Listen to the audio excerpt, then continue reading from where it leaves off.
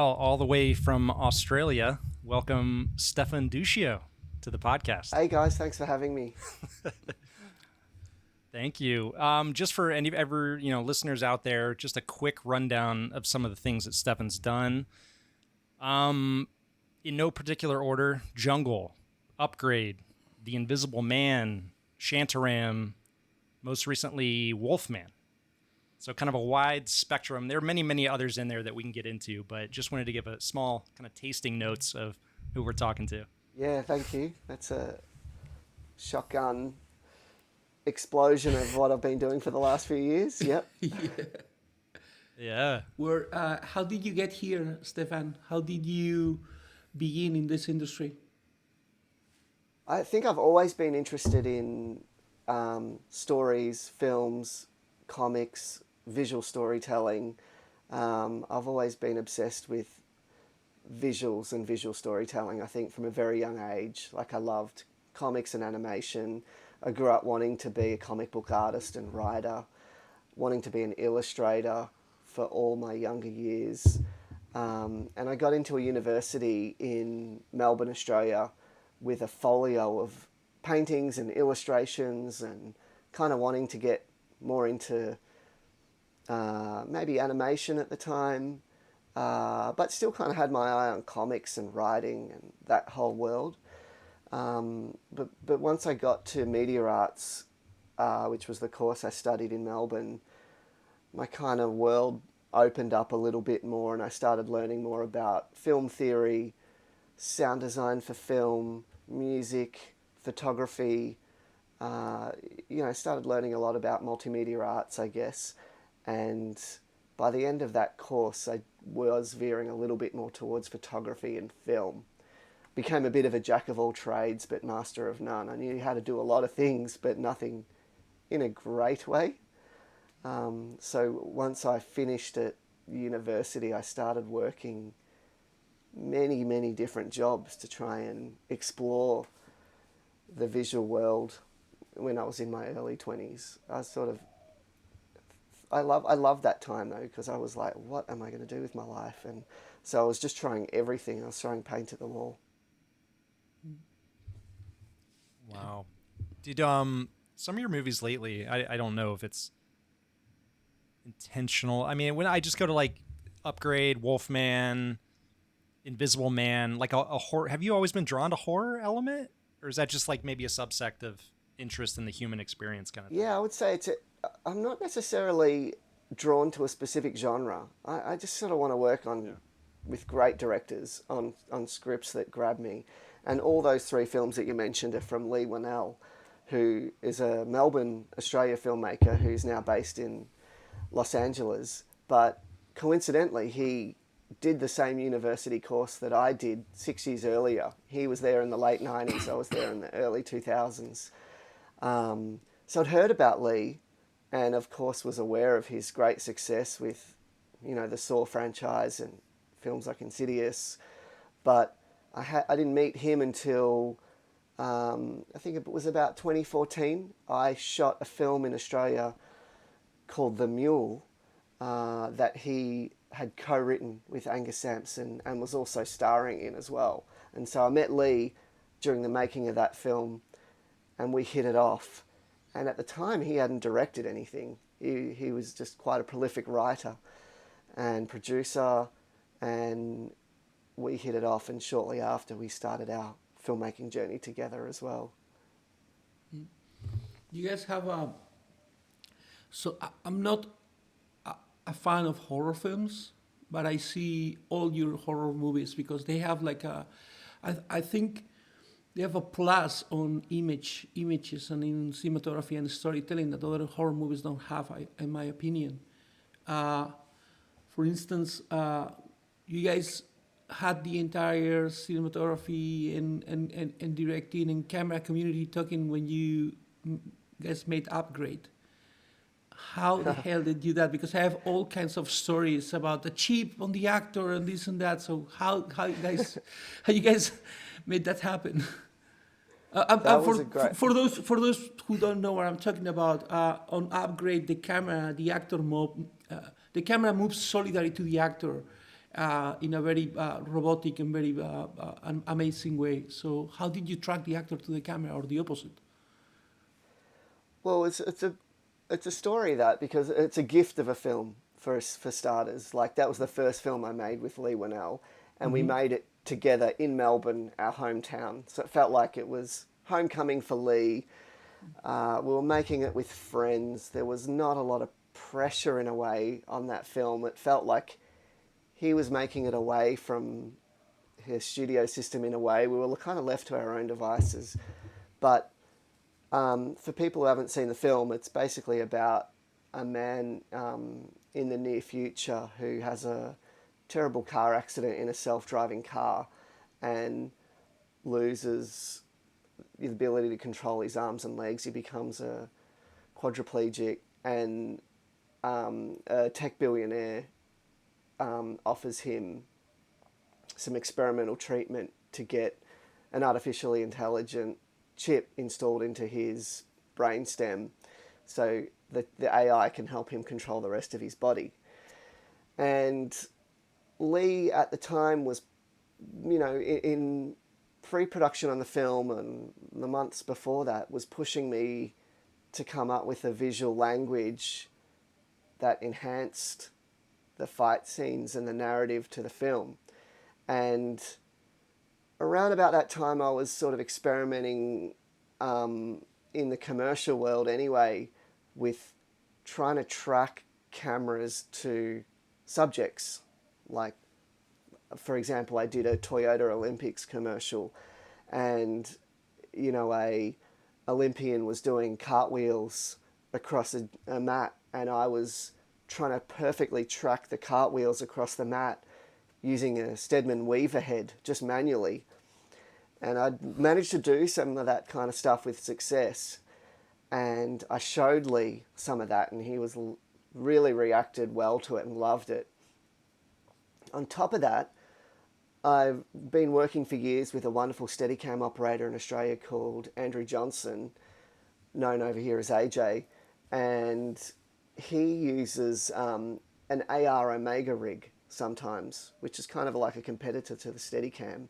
And we've been using that rig for years and years and years. It sort of predates rigs like Ronins and Movies too, because it basically has an arm on it with a head at the end of it that essentially means there's no such thing as high mode or low mode. You can put the camera scraping the ground, he can boom up with it, and the camera will always stay level. You can have it at that awkward waist height that Steadicam finds it difficult to achieve as well. So that's a really great rig.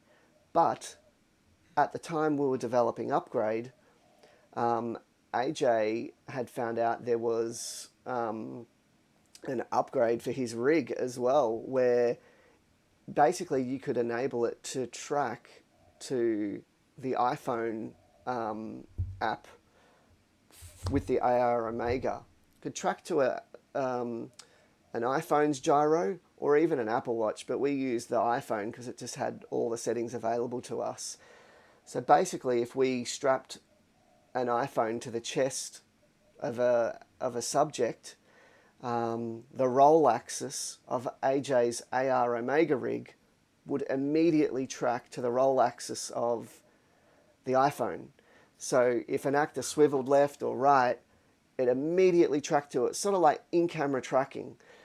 And it actually has a variety of settings on it where you can smooth it out or make it incredibly precise. So we played, depending on the scene, with various levels of sensitivity to that tracking, depending on how digital or artificial you wanted to make the camera move feel.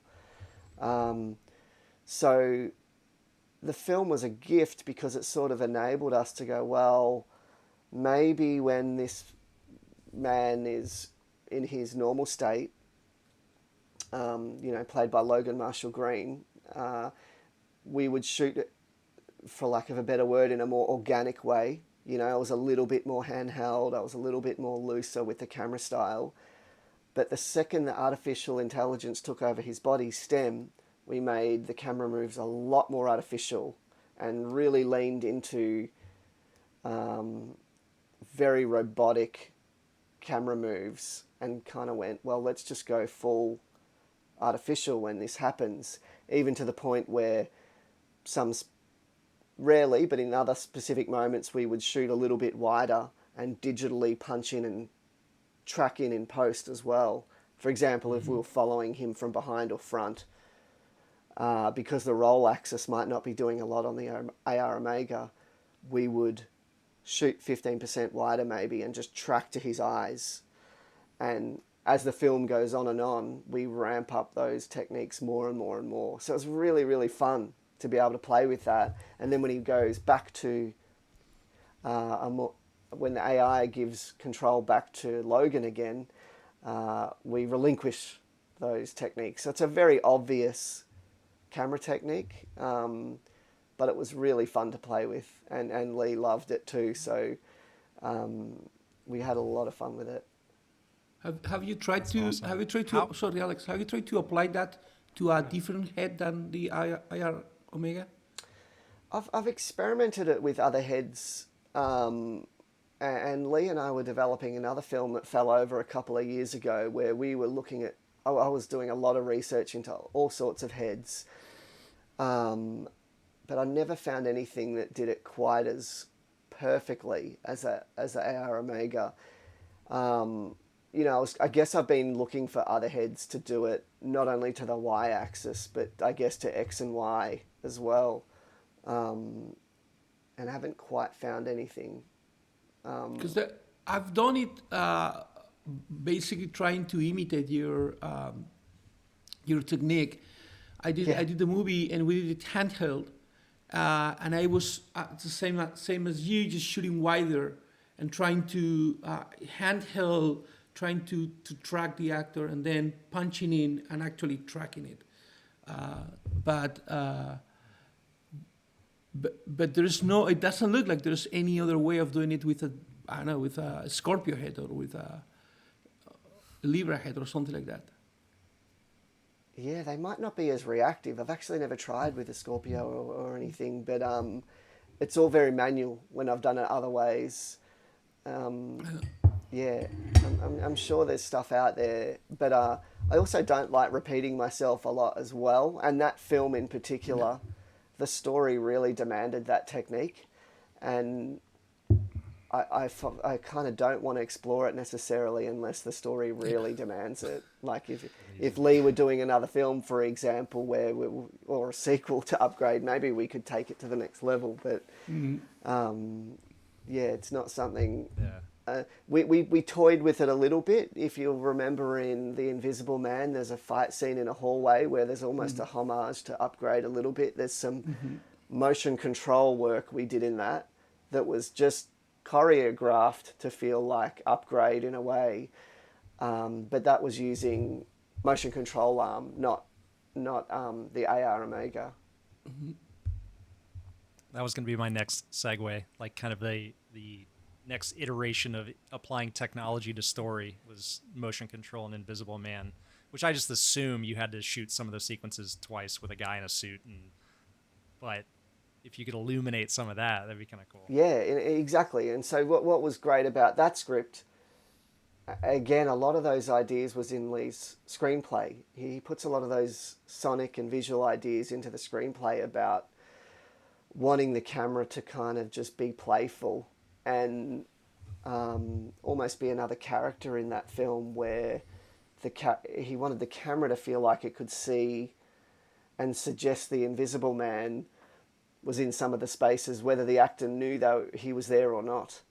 And maybe he was there in those corners in some of those scenes, and maybe he wasn't. But certainly when we were playing with the language and testing before we started the movie, we noticed that, let's say during a camera test and I was shooting a stand-in, I forget why we did it, but we just started panning off away from the actor, and they could have been talking mid-scene, but just it was so unsettling to have the camera pan away and push into the corner of a room and go, oh my God, it's sort of everything you shouldn't do as an operator. Your actor's talking, your actor's performing, you're panning away from them, you're pulling focus to an empty corner of the room. It felt very strange to do, But when we started cutting it into tests, we were like, oh, we're onto something here. And it feels really unsettling. And it unsettled people because then it made people look around the frame more and read into things that may or may not be there. So again, it was all in the screenplay. It was just so fun to elaborate on that in a visual way.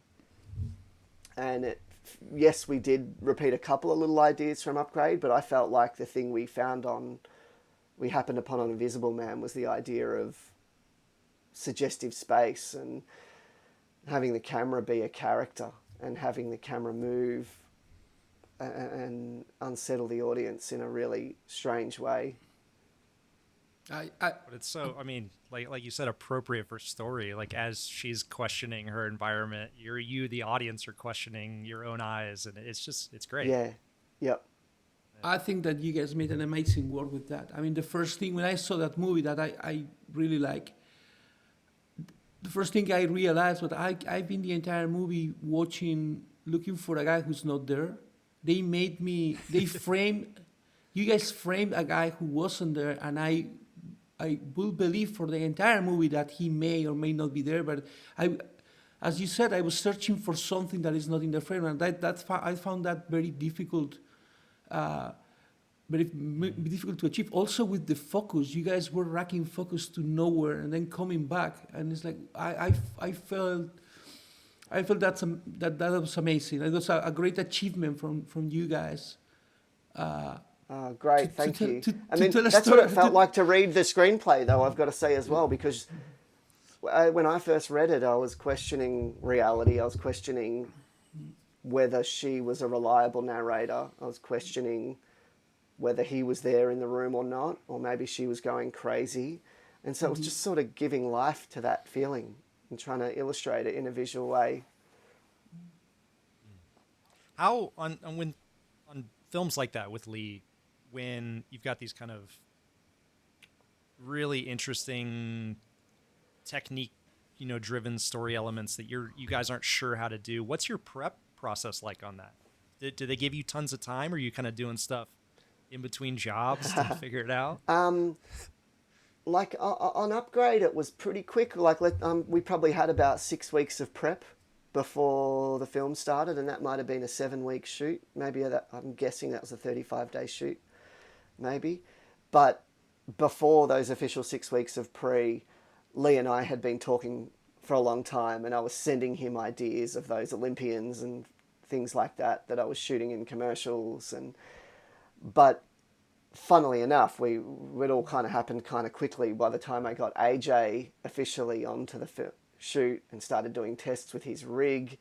And then we had some stunties to test it on and strap it to them. And, so that all happened kind of quick on Upgrade when we figured that out.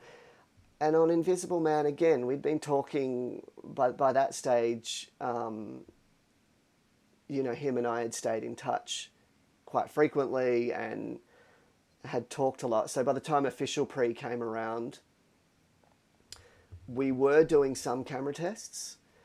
And what we spent a lot of time in Invisible Man prepping was photo boards, storyboards, and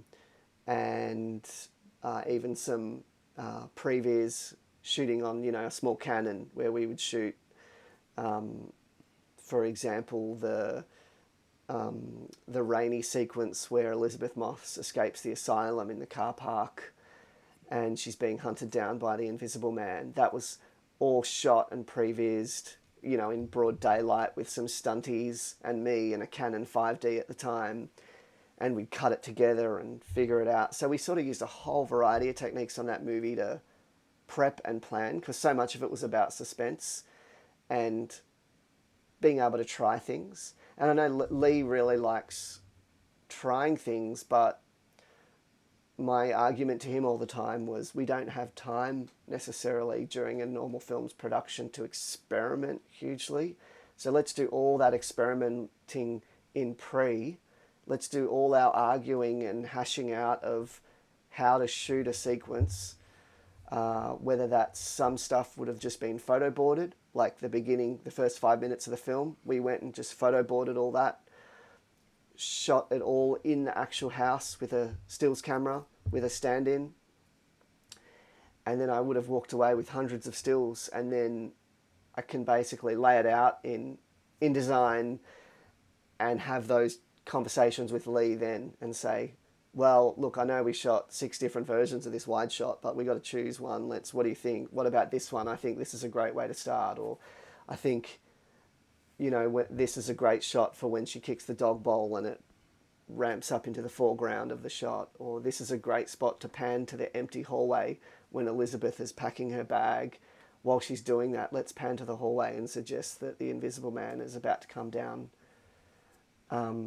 then. So I love the pre-production process because I feel like that's the time to experiment in a big way visually for me.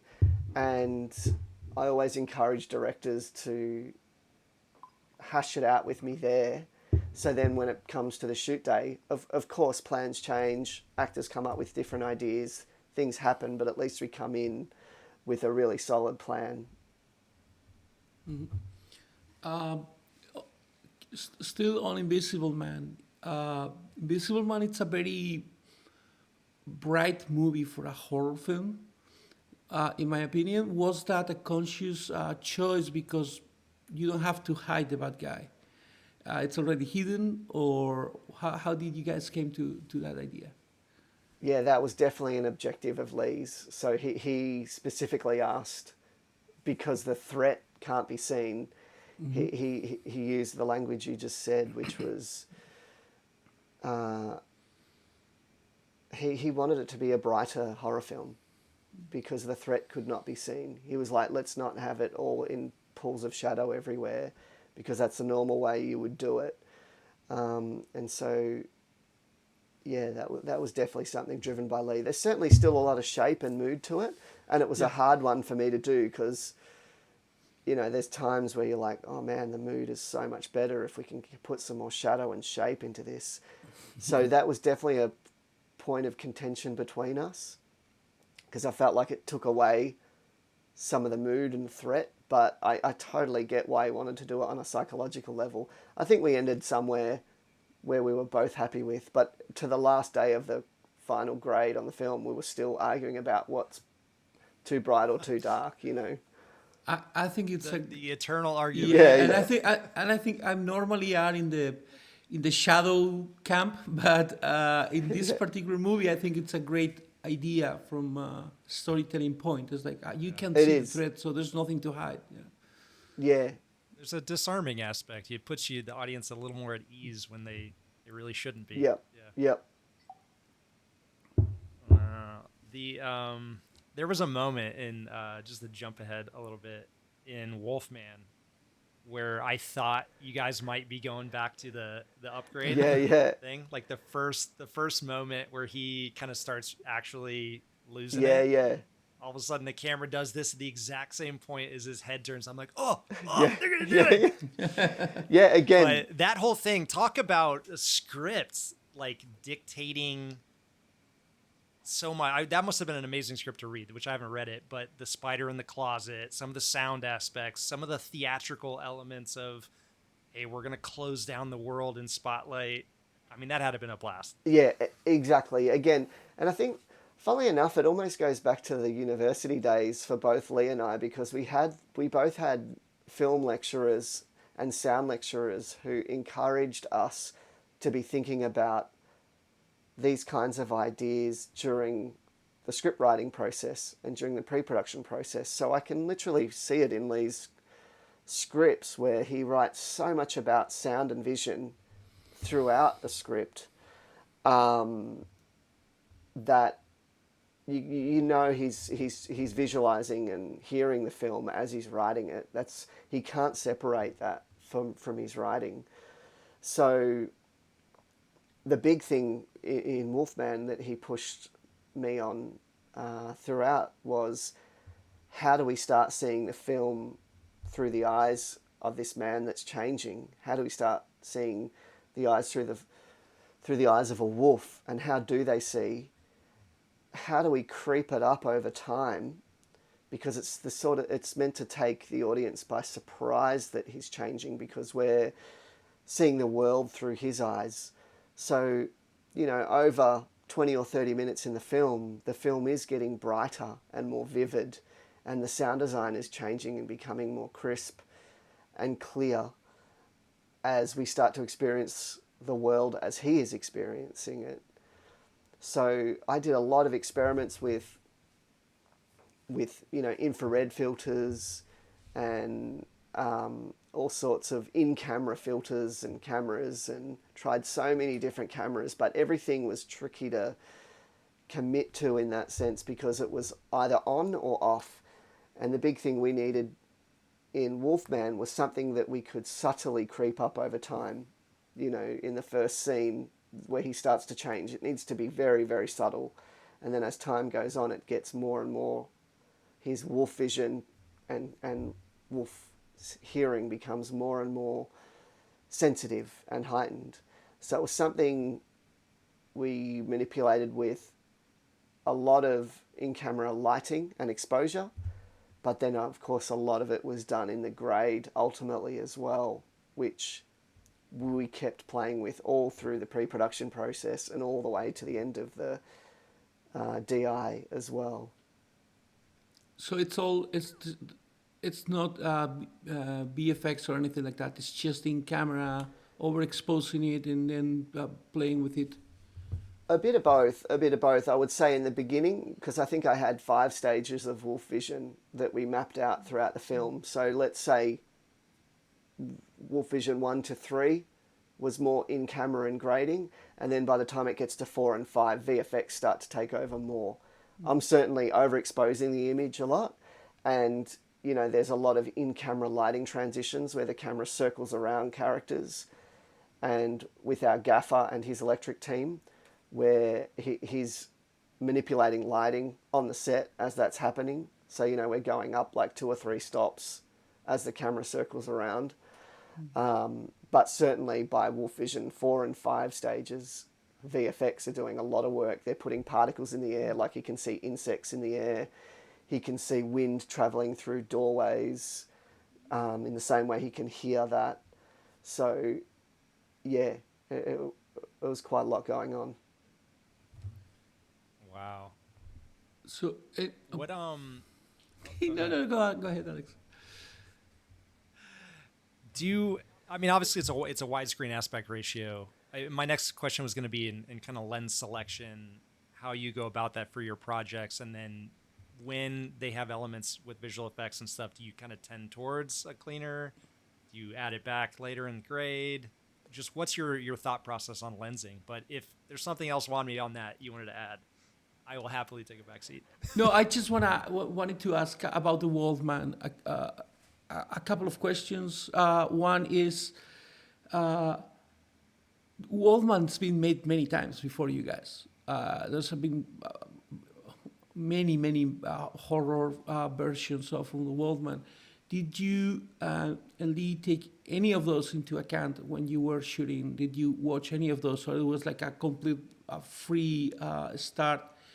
And the other one is that you. It looks like you started the trend of the silvery blue desaturated nights on the Wolfman. Now everybody's following that trend. Looks like. Oh, really? How did you come to that look? Yeah, well, we'd certainly seen all the previous iterations of Wolfman, and Lee holds them all in huge reverence. He's a huge horror fan, knows his horror history. And then he didn't screen any of the original Wolfman films to us during pre-production. We watched films like The Fly, The Thing. He had a bit of a rolling film festival, but The Fly and The Thing were huge influences in terms of suspense and body horror.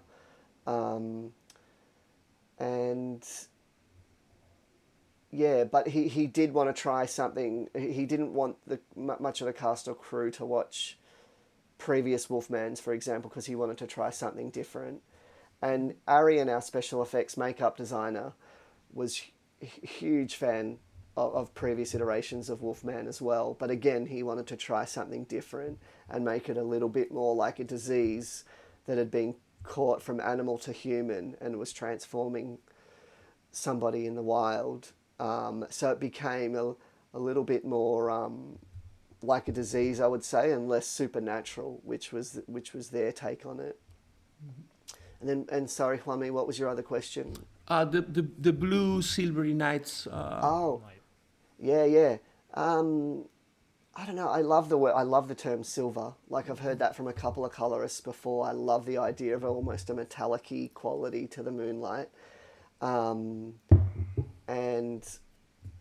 yeah, I guess I've always loved that kind of tone to moonlight, which is a little bit more blue-green, a little bit more silver, a little bit of shine to it.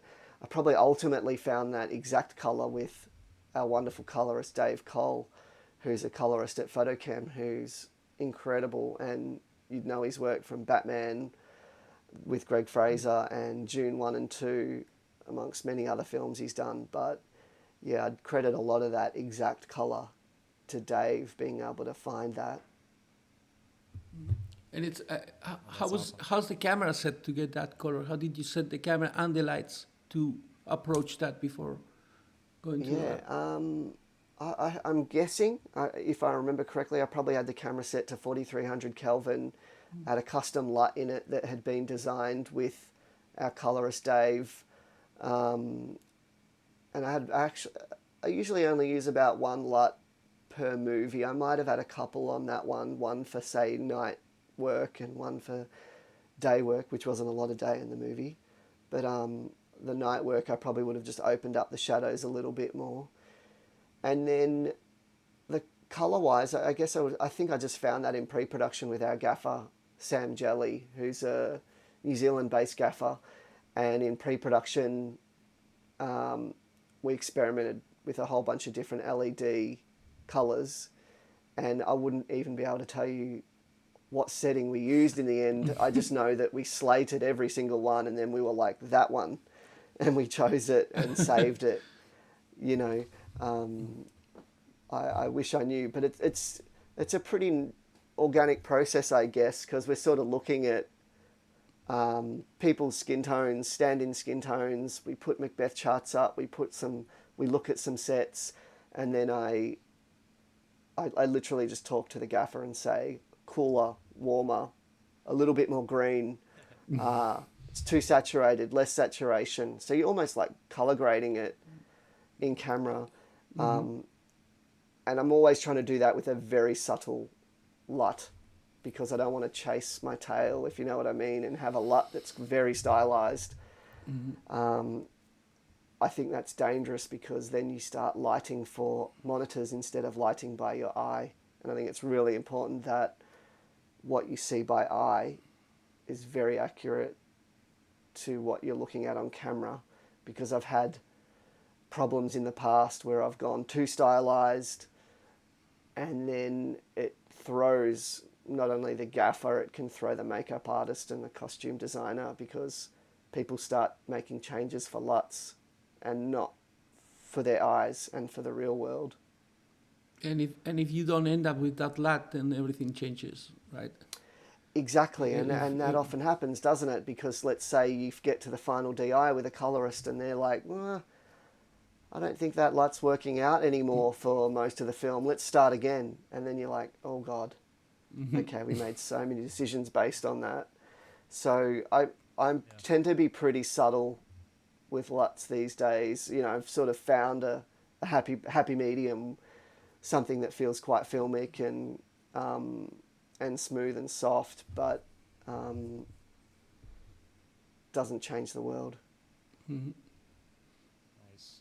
Yeah, you mentioned LED technology. We've spoken to a few people, both on the podcast and off, who have varying perspectives or love-hate relationships with LED lights. Some people are like, I'll never put that on skin. Some people are like, make every single, truck light an LED. obviously, from a color tuning perspective, lots of pros. How do you feel about the way technology is progressing on the lighting side of things? Yeah, for me, it's been incredible. Like, it's made me a lot more gestural in terms of the way I can talk and shape a set with a gaffer. For example, one of the first times I'd worked with a fuller gaffer and crew was on Shantaram. I'd done a lot before then, I was working with a Melbourne gaffer called Ruru Reedy, who I'd worked with many, many times before with Ruru. We'd done a film in 2012 called Galore, which at the time I remember me and Ruru saying in 2012, we'll never use LED, let's just use tungsten, let's just use HMI on that film, and we did. There was no Kino flow, nothing.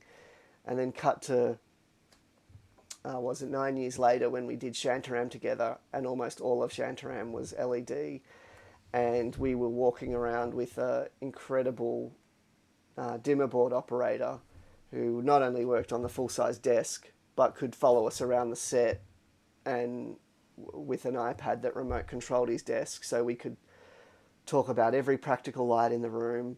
We could shape soft light that's coming through the windows.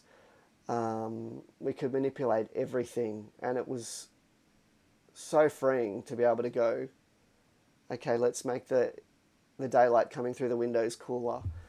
Let's dim the practicals. Let's warm the practicals. Let's do this. Let's do that. Okay, happy with that? Save it. All right, now let's create a dusk look in this apartment, and then we just talk it through and walk around. Not even looking through a camera, just like feeling the room. How does the room feel? Okay, and now save that. Let's make a night look, and that was one of the first times I'd experienced that, and I loved it. I loved it. And not to say we still didn't introduce large tungsten sources. Like I think occasionally we went, okay, we've got a sunsetty look. Let's bring in some T12s outside. A lot of the interior is still LED, but let's bring in some really beautiful tungsten T12 or the occasional HMI for some harder slashes in the background. But the freedom that we had with LED to be able to create looks quickly and save them and be able to present them to directors, or to immediately change when we're moving from a scene that's set in the morning to a scene that's set at dusk. Bang, we could just change it with the flick of a button. And of course we'd still shape it and based on a block through after that, but we'd get different looks up and running really fast. And I loved it. That's actually my only fear with LEDs. I love LEDs. I mean, I think the movie I'm in now, I don't think we have a single HMI light in the track. But my only fear is that everybody is getting used to us moving so fast with that, directors and producers, that it's going to be a point where if you want to bring a T20, because the quality of light of that particular scene requires tungsten and that beautiful skin tones, they'll go like, no, because that requires 5 electricians and a Jenny and stuff like that. And we are, my only fear is that we ourselves are pushing us into a corner where, because we're using technology to go faster, it's going to be a point where everybody's going to get used to that, and it's like, oh, I'm sorry, no M90s anymore, and not T20s anymore, no Condors with Dinos anymore. I hope not. Because then on the other side of things, LED also demands a lot of technology as well. Like I've been on commercials, for example, where a producer might not understand why you need a dimmer board operator. And running every single light back to a desk for some reason. Like 10 years ago for me on commercials, that never would have happened. I wouldn't have been asking for dimmer board operators as much. We would have just had, single dimmers on each head. And, you would have had electricians running around and going up and down on that. So it can introduce more crew and technology as well in some ways, but but yeah, I think the benefits have been so great that I've loved it. But I like you say though, there's times where you're like, oh my god, you can't beat the look of tungsten T12s on skin, or it just looks so beautiful. And then of course, not every LED is made the same, and it's important to do testing and go, well, what do you like on skin for this project and for this movie? What feels right? Is a certain LED too austere? Does it make skin too dead? Is LED the right thing to simulate candlelight? Probably not, because you're never going to quite match that same luminosity and richness and saturation that tungsten can get you when you're trying to simulate it. So I think it's important to do tests to see what you like with your sensor, camera, lighting combination, because they can't do everything, that's for sure. And it's getting like, to throw another complexity, technological innovation into the mix. You have the high sensitivity sensors nowadays with like, Venice 2 at 12,800. And now you have a slew of unbelievably fast, sharp lenses where it's like, man, that single wick candle is actually too much. Yeah. So now it's the testing process. It gets a little more interesting. And okay, how does that sensor at 12,800 react to that LED? Then when we go to 2,500 mode, does it react the same?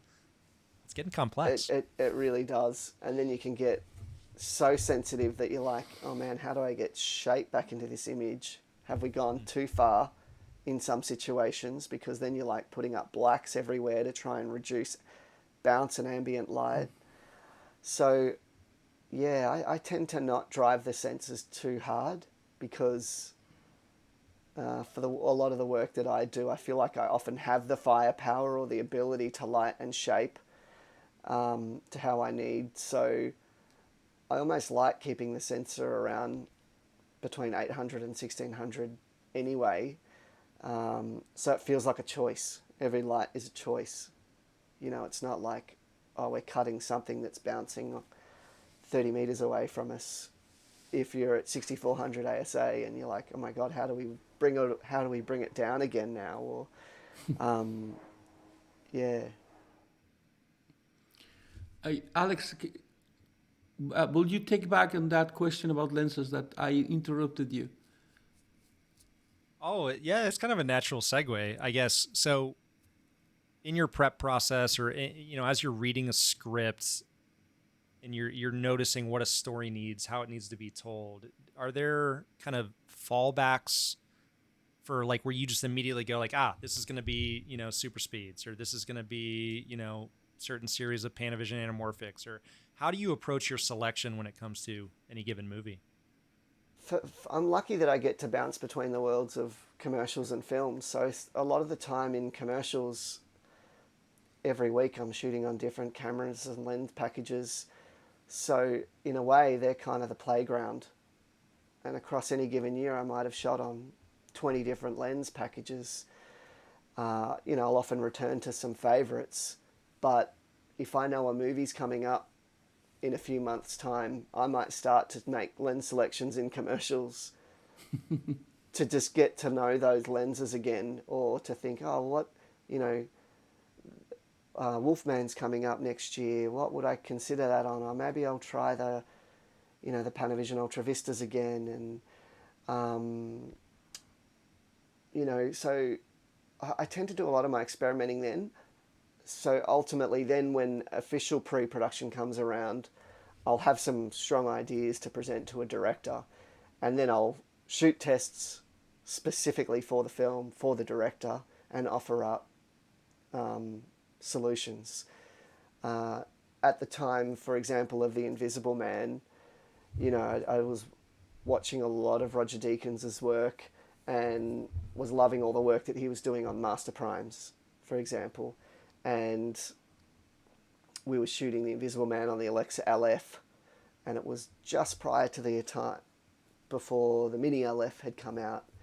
And I think, I'd done a couple of commercials on the Signature Primes and loved the look of it. Just felt like a slightly smoother, large format version of the Master Primes. And so I sort of gravitated to those a lot, and shot very specific tests for Lee on that to say, I really think, given the style of the film, the austere, cleaner, smoother look to this film, these are the lenses for us. We certainly shot some more vintage. Oh, I'm so sorry. Oh, you're fine. I'm so sorry, my phone's ringing. I thought I had everything on Do Not Disturb. My mother gets through all the Do Not Disturb things somehow. That was all off. Oh, she's on. Mine's on mine too. She broke. Favorite. She broke through. I'm so sorry. So we certainly shot a lot of vintage lens options and some more contemporary lens options to offer up to Lee, and so I could screen that in a small theatre. But yeah, I felt very strongly about Signature Primes for that. I'd shot an Asahi beer commercial on these really high-end sets, all off Technicrane, shortly before then on Alexa LF, and I felt like that was a really good example of the quality and texture of the film for The Invisible Man. Plus, I was also looking at Roger's work with Denis Villeneuve on Prisoners, and I thought that was a really great textual reference. So often there's some things that you'll be looking at and getting inspired from.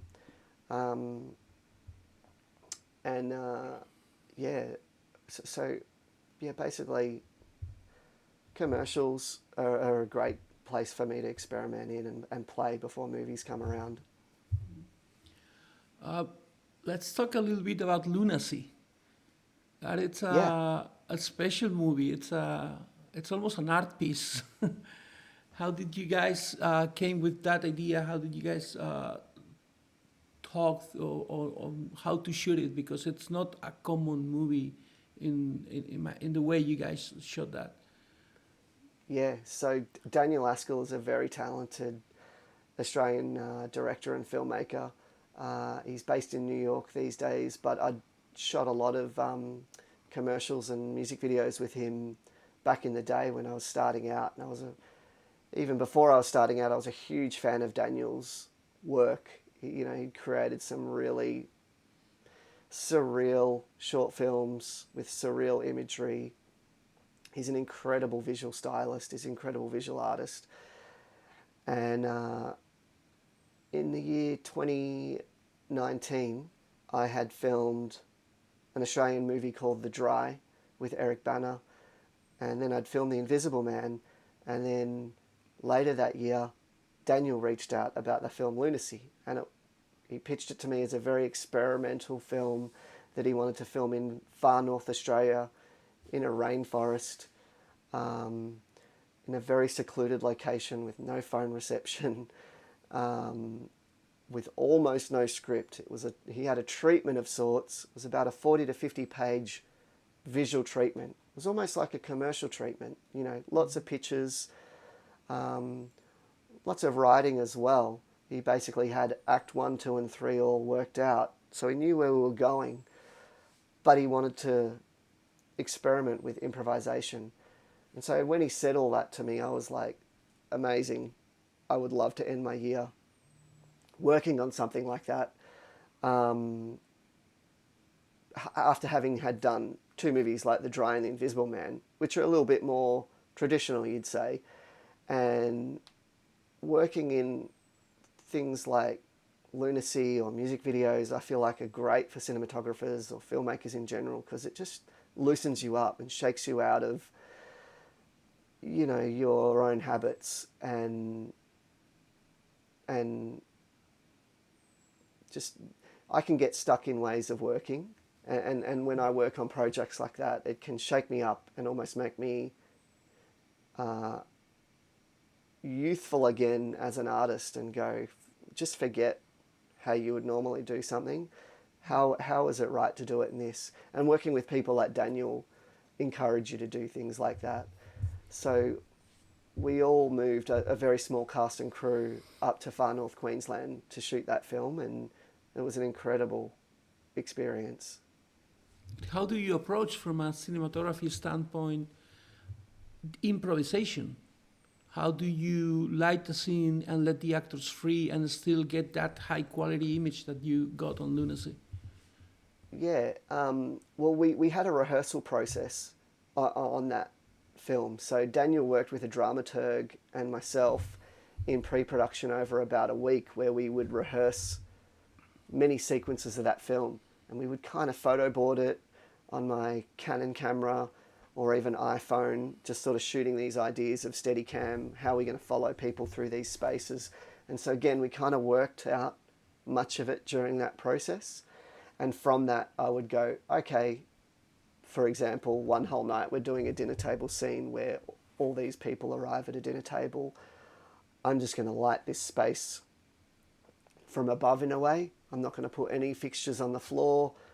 We're going to design a beautiful soft top light that we sort of going to create from a hardware store and build there. And we know that we're just going to be able to wheel around on a dolly around this dinner table, and it's all going to be top lit. It's going to be a little bit more contrasty than I might normally like it, but I know that the way Daniel wanted to work, he wanted to be a lot freer and more improvised. So I was sort of designing lighting ideas around the way he wanted to shoot and cover a scene.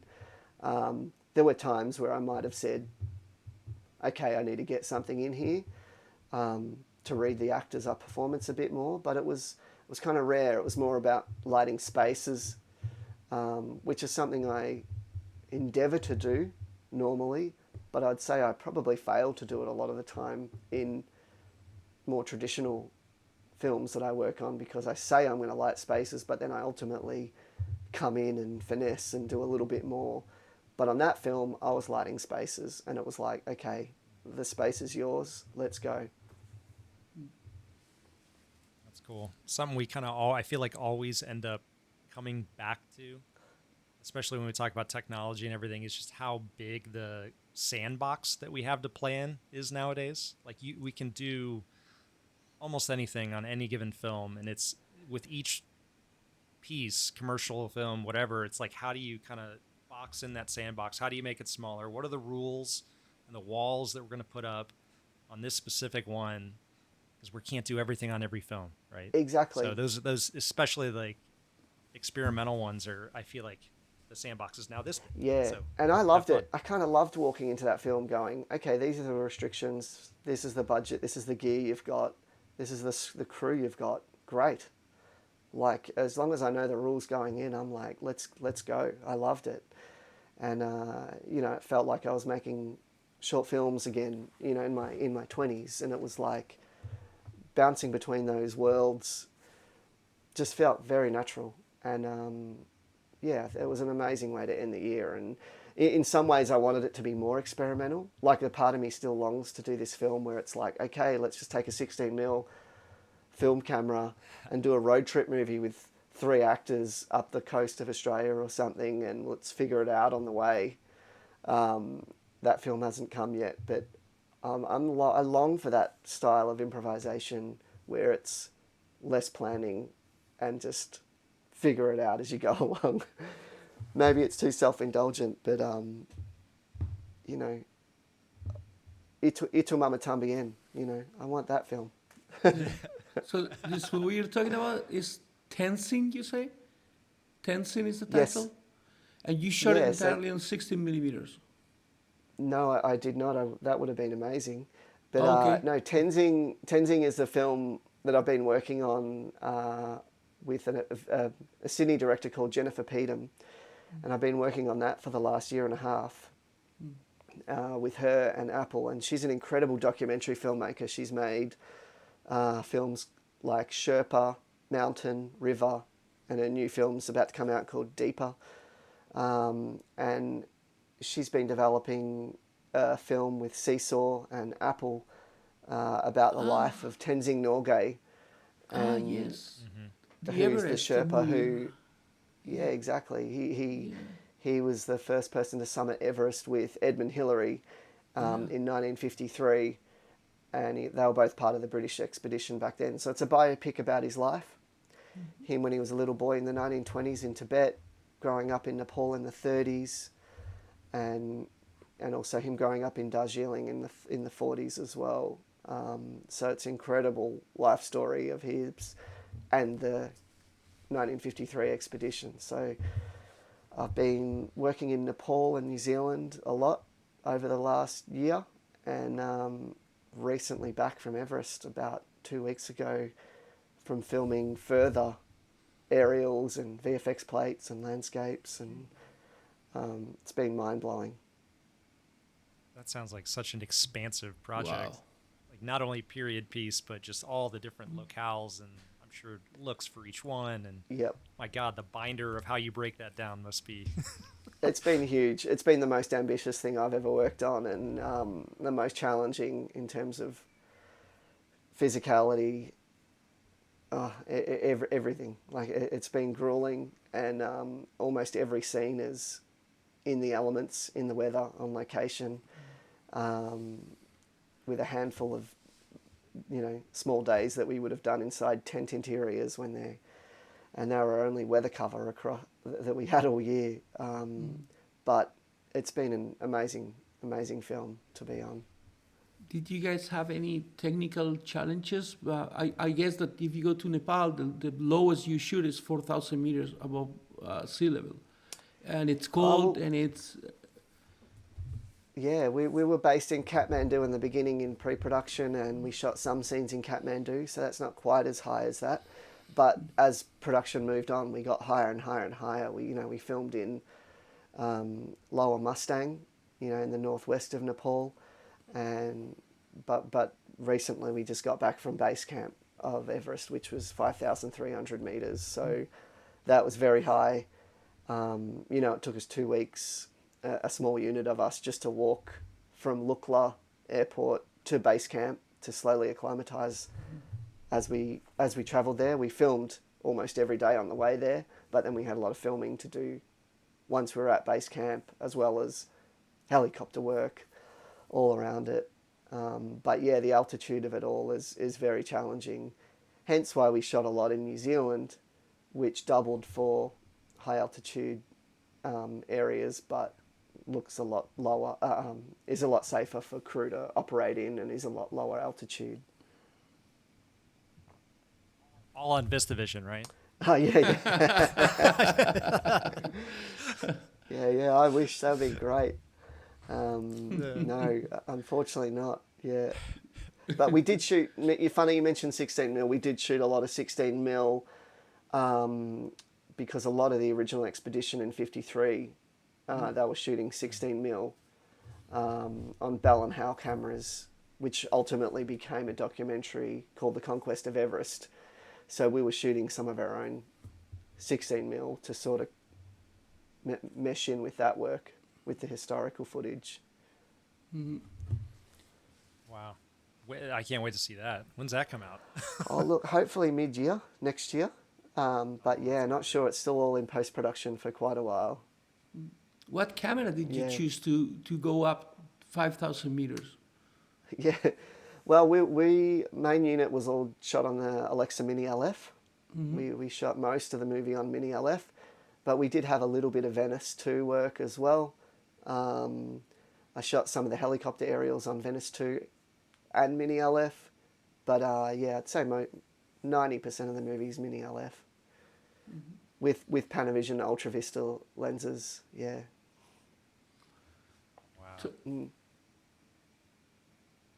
Wow. So speaking about lenses, we have one question that we always ask, only one, and that's about lenses. Yeah. If you have to shoot with one lens for the rest of your life, just one, well, not one set, one lens, which one will be? One specific lens, like make and model. Like 50 super speed size or whatever. Oh wow, that's brutal. Yep. Yeah, format agnostic. So, okay. Yeah. The 65mm Panavision Ultra Vista. I love that lens. I just found it so versatile. It was probably the first lens I'd put on a Steadicam every time we were doing a Steadicam shot. Because I just found it was this kind of thing that I'd be happy to go from a mid shot into a close up with. As you know, the 65 sounds long, but the field of view on that thing is probably more like a 40mm large format primo. Like I don't know exactly what it would work out to with the field of view, but it's a lot. Like it's much wider than you think it is, but has that beautiful depth of field, and flattering enough to be able to push in close to people. But it's quite versatile. Like I'd say, most of the movie of Tenzing would have been done on that. Yeah, what's the close focus? Where do you tend to shoot that lens? Oh, okay. Go ahead. No, go ahead. In terms of what T-stop would I shoot it at? Yeah. Yeah. Like how do you tend to Between what's 2.8 and 4, your- I think generally sit it, but can sometimes depend on how close I am. If I know I'm a little bit closer to people, I'd probably close down a little more. Between 4 and 5.6, but if I'm further away from people, I might be open up a little bit more. But yeah, usually between 2.8 and 4. How close focus is that Yeah. lens? Oh God, I should know this, but it's probably 3.5 feet, I'm guessing. So not good enough for super- a nice close-up, right? Yeah, yep. But not crazy close. You got to put a diopter in it occasionally. Yeah. Is 284 your to-go T-stop normally? I think so. I have a wonderful focus puller that I've been working with a lot, Luke Thomas, who is really experienced on large format works. Like he did Elvis with Mandy Walker on Alexa 65, and that had insanely difficult shots where Baz Luhrmann would be starting on a Technocrane and doing a 50-foot push into Austin Butler on Alexa 65, and Luke is just nailing all that stuff. So I'm hoping I'm not asking that level of work for him a lot of the time, but the Ultra Vistas are still very, very challenging lenses to pull focus on. I think some focus pullers are taken by surprise at how shallow they are and how many idiosyncrasies they have. They're the most beautiful large format anamorphics. I love them. And I used them on Wolfman, but I felt like I didn't quite put them through their paces as much, given so much of that film's at night and interior and dark. And on Tenzing, I feel like I finally got to put them through their paces and put them through so many different situations and feel the depth of them as well. Obviously having mountains and forests and rivers, snow, tent interiors, flashbacks, really got to know them well over time, which is interesting, isn't it? I feel like, you can do a commercial on a set of lenses over a day or two and you don't quite get to know them. You get a taste of them, but it's only when you really do a movie with them or a long form project where you really start to get a feel for the lengths and the lenses and the fall off and the bokeh. And I don't know, I love that process. Do you operate or work with an operator? Yeah. And I guess how did you start and where are you now? Yeah, I operate generally in the Australian system. We, I guess, come up as operators in a way. Like DPs will operate their own work, and then maybe when you're on bigger productions in Australia or New Zealand, you get the luxury of having an operator sometimes. For example, I often work with AJ as a Steadicam operator, and he'll come on as B camera / Steadicam operator. Sometimes you'll be sent off to do second unit as well. It becomes a bit of a triple threat. But then I love using Steadicam, so he essentially becomes an A camera operator a lot of the time as well, because he's doing so many of those key Steadicam shots throughout the film. So it's quite simpatico the way we work. We swap around a lot, but in general, I'm on the A camera shot. That's I have the same. I want to say problem, but I like to operate a lot. And in this movie, I'm operating. I have a Steadicam operator in one camera. I operate the other, and as you said, we switch a lot. He's A, sometimes I'm A, and sometimes. But sometimes do you feel like operating the camera is taking a little bit off your cinematography? Like if like that I'm guessing I'm projecting my problems sometimes. Like it's a hard balance to me, the love for framing, because I really love framing and I think that framing is sometimes half of the cinematography. But in the other side, when I'm operating, I'm not paying that much attention to the cinematography or to the detail of the cinematography. Do you have the same feeling? Not in particular. Like I share your thought on framing is so much of the cinematography to me, and the lighting in a way. You know, like I'll very specifically be place the point of view somewhere that works for the light and where I want to watch an actor perform from. That it's really, really hard for me to separate myself from that role and that flow of communication. I guess often, you know, starting on smaller sets, that flow of communication from director to cinematographer to actor is quite intimate and small. And so I've just grown up with that. It's always been part of the way I've worked. And so when it's taken away from me, it doesn't feel natural. Though, in saying that, there are times when I've been on bigger productions where, let's say, for example, on Shantaram, there were some big days on that where we had hundreds of extras and there were fight scenes and, you know, we were shooting in our slum sets. There was a lot of logistics to worry about. And so I needed to step back and sit with the director, be on a headset, have 3 operators and attack it from that way. And I needed to be able to be on comms with the operators and direct the photography in that way. That feels few and far between, though, for me, those experiences. They do come up at times, and I can see them coming, and I plan accordingly.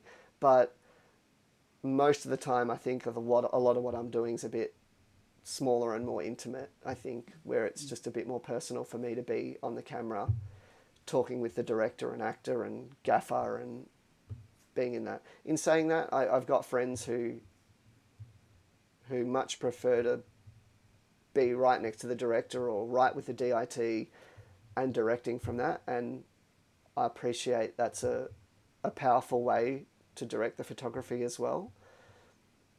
But yeah, it doesn't work for me a lot of the time for whatever reason. I just feel too removed. I to me, what is very important on what you said and how I feel is the intimacy with the actors.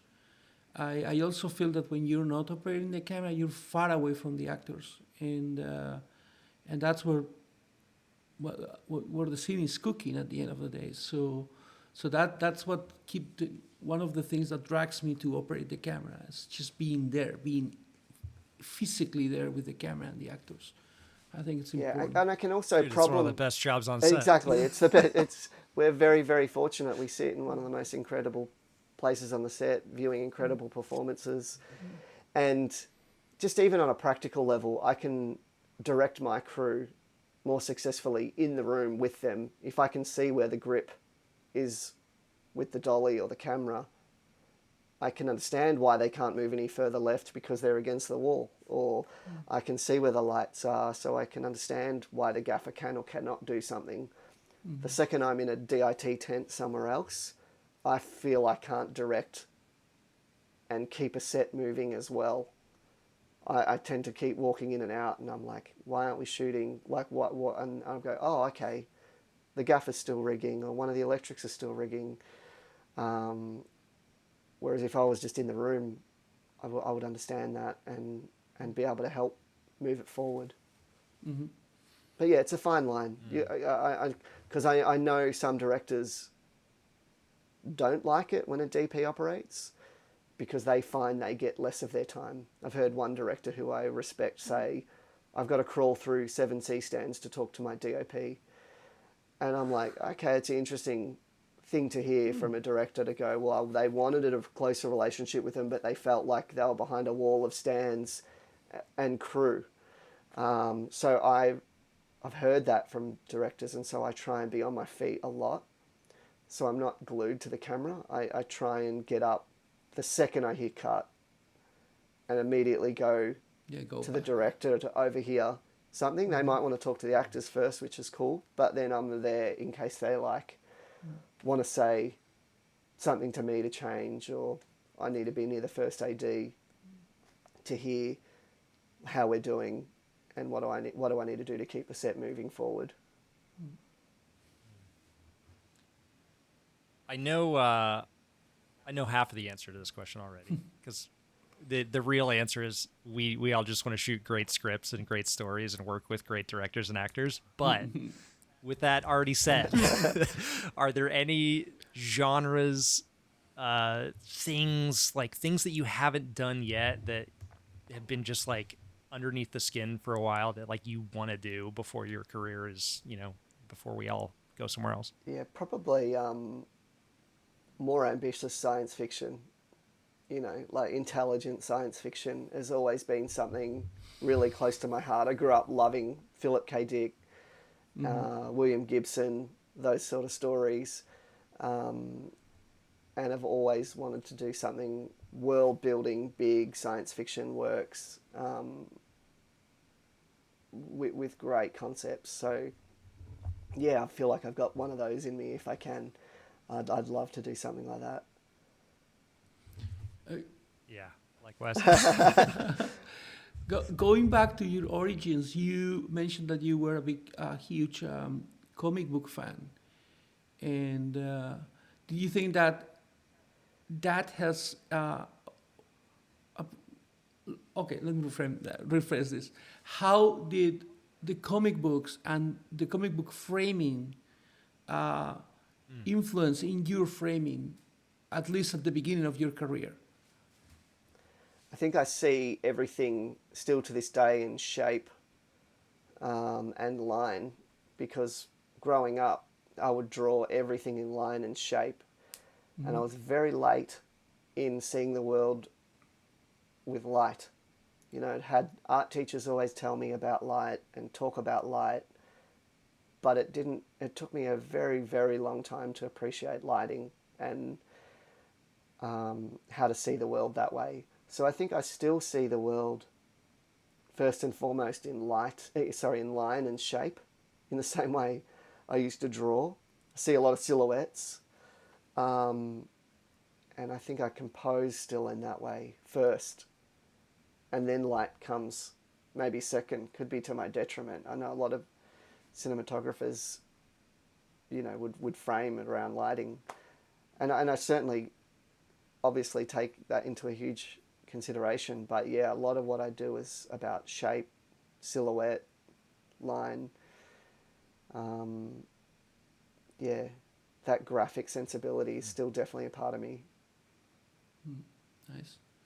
I forget who it was, but it might have come up a few times, again, both on and off the podcast, flipping the monitor into a monochrome mode just to kind of like remove one of the variables. Yeah. That we have to consider so much on set. And I've been doing that on a few projects every once in a while. I'm like, it's a really interesting, again, okay, hey, I'm making the, explicit decision that I'm just focusing on framing and light and composition. That's a good idea. I do that with color grading often, whether it's just with my stills. I'll look at the image in black and white and shape it that way first, and then go back to color and then think about color. So yeah, it can be a great way.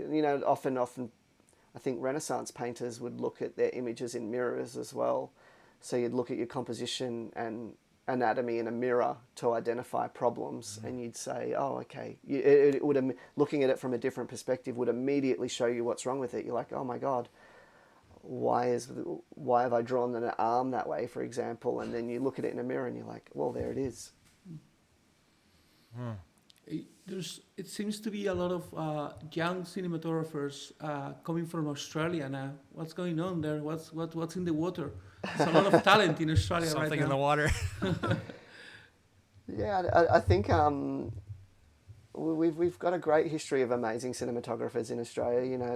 I was very fortunate that two of the first cinematographers I had the pleasure of being around when I started was Andrew Lesney.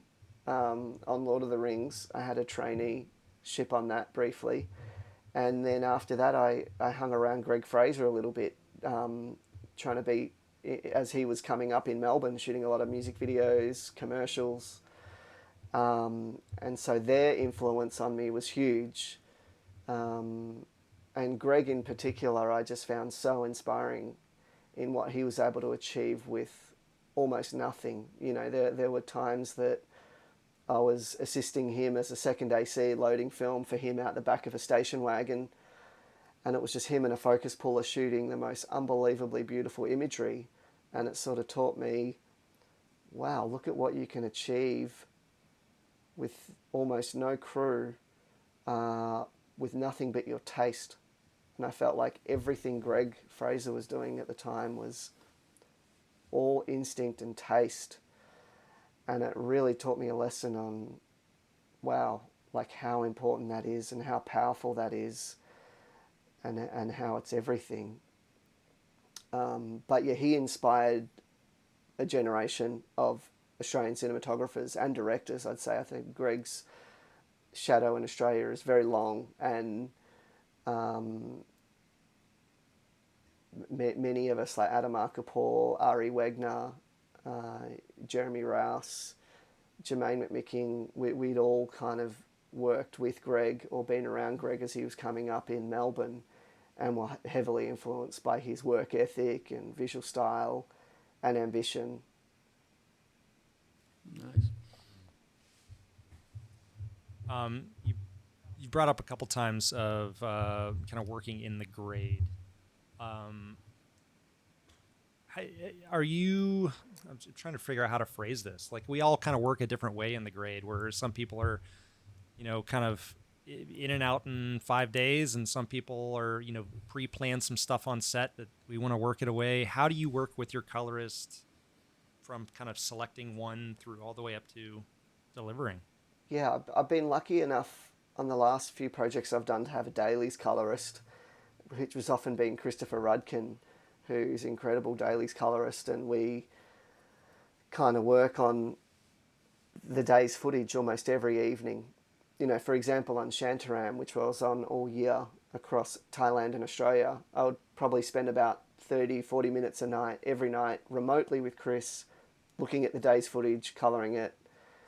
And so that enables me to get my head around the look of the show and come to terms with what I've shot that day, look at it in the cold light of day away from crew, thinking clearly.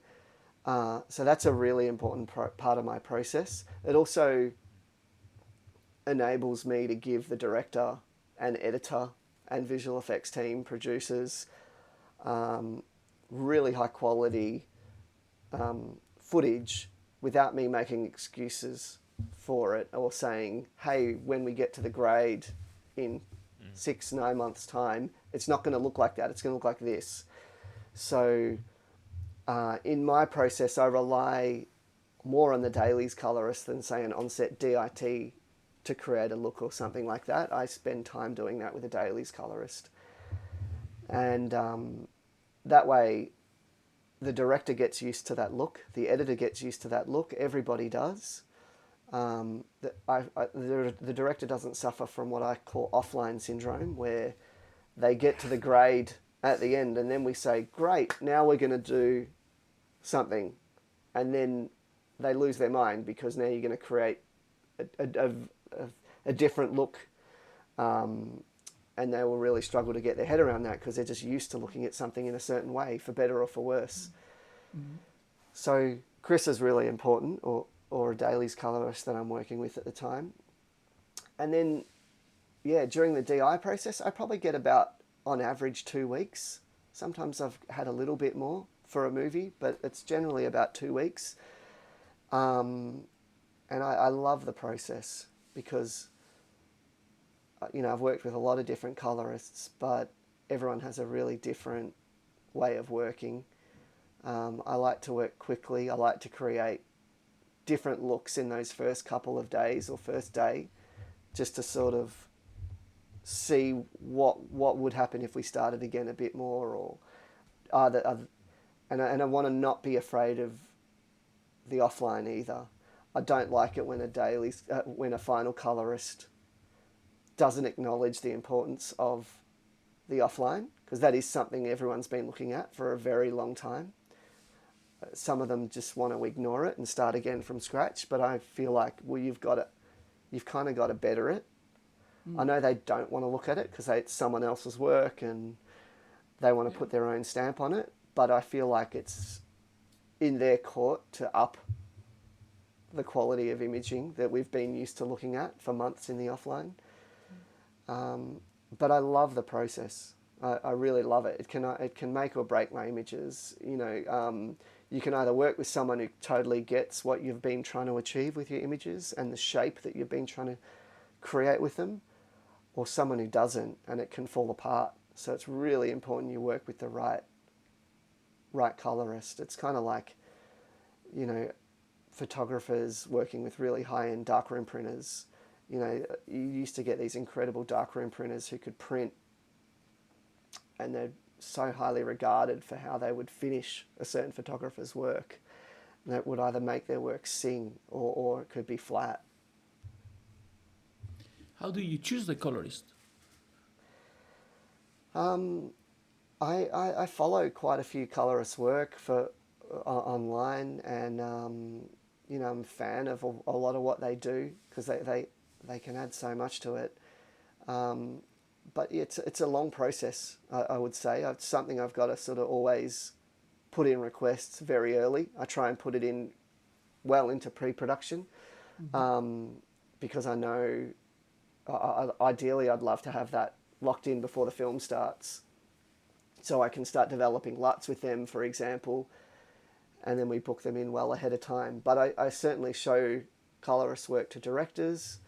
Of course, the producers have to be involved and agree on where we're going, because they might have deals with post-production facilities locally where I'm working that we've got to respect. But yeah, it's always a tricky one. There's a lot of amazing colorists out there. Yeah. It's one of those like million battles that we fight trying to, you know, get the initial intention out on screen at the very end. There's like, I feel like a million battles you have along the way, and each one, it's like, how much of that initial idea do you keep? Exactly. It's a big one. And it's always, I wish I could say I chose them and then that was what happened. I've been lucky enough that many times that has been the case, but it hasn't been through lack of lobbying and discussions, and it's always been quite a long process of talking with producers and directors and post-producers. Often funding in Australia is tied in with local spend. You know, the local post-production spend might have to be in Australia or New Zealand. Two of the films I've done with Lee Winnell, like The Invisible Man and Wolfman, have both been finished in Los Angeles, so that's opened up American colorist options for me to work with, which has been amazing. So yeah, it's different every time. Nice. My off the wall question is, you got Invisible Man, you got Wolfman. When's like Swamp Thing or you know, another creature? I don't know. I'm not sure what Lee's planning next. He's sort of gone to ground again and riding again. But yeah, who knows? Swamp Thing's a good one. Yeah. I don't think that's been done in feature world for a while. Yeah. Stefan, one last question. If you could give advice to a young yourself starting your career as a cinematographer, what will that advice be? To my younger self? Yeah. Yeah. If you could go back and tell the 20-year-old aspiring cinematographer Stefan, what will that be? Yeah. Maybe not to work as much. I worked really hard in my 20s, and I was very insecure because I hadn't studied film practically. I didn't necessarily go to a film school. I went to an art school, I would say. so being on set wasn't a natural place for me to be. So I took every job, I took everything and every experience, and I worked so hard until I broke myself into being comfortable eventually on set. But I probably went a bit too hard, I would say. I sometimes look back at my 20s and think, man, I should have traveled. I mean, I know film takes you around the world, which is incredible, and travel a lot. But I think I could have taken a little bit more time out and lived life a bit more outside of film, and enjoyed my 20s a little bit more and worked less. Well, that hard work's paying off, man. You're making some beautiful images and telling some great stories, and it's great to watch what you're doing. Oh, thanks so much, guys. I appreciate it. Thank you for being with us. It's been a pleasure talking to you, Stefan. Finally, I have to say. We've been chasing this man for 3 years now. Oh, no. My pleasure. Thank you.